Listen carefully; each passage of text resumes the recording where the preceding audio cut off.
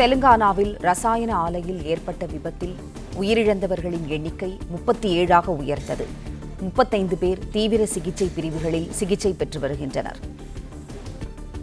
ரசாயன ஆலையில் ஏற்பட்ட விபத்தில் உயிரிழப்பு 37ஆக உயர்ந்தது. 35 பேர் தீவிர சிகிச்சை பிரிவுகளில் சிகிச்சை பெற்று வருகின்றனர். செய்தியாளர் பாலாஜி இணைப்பில் இருக்கிறார். பாலாஜி, வணக்கம். ரசாயன ஆலையில் ஏற்பட்ட விபத்தில் உயிரிழப்பு எண்ணிக்கை 37ஆக உயர்ந்துள்ளது. விவரங்களை சொல்லுங்க.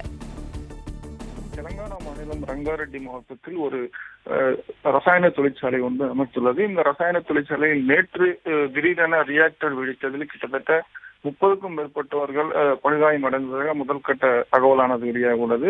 மேலும் நேற்று 10 பேர் இறந்த நிலையில் இன்று 30க்கும் மேற்பட்டவர்கள் உயிரிழந்ததாக அரசு தரப்பில் தெரிவிக்கப்பட்டுள்ளது. மேலும் 30 பேர் தீவிர சிகிச்சை நிலையில் சிகிச்சை பெற்று வருகின்றனர். மேலும் இந்த தொழிற்சாலை ரசாயன விபத்து குறித்து போலீசார் வழக்கு பதிவு செய்து மேலும் விசாரணையானது தொடர்ந்து நடைபெற்று வருகிறது. இப்போதைய தகவலின் அடிப்படையில் 37ஆக இந்த உயிரிழந்த நபர்கள் என அரசு தரப்பில் தெரிவிக்கப்பட்டுள்ளது. மேலும் இந்த எண்ணிக்கை அதிகரிக்கும் எனவும் 30க்கும் மேற்பட்டவர்கள் அந்த தொழிற்சாலையில் தீவிர சிகிச்சையில் தற்போது சிகிச்சை பெற்று வருவதாக தெரிவித்துள்ளது.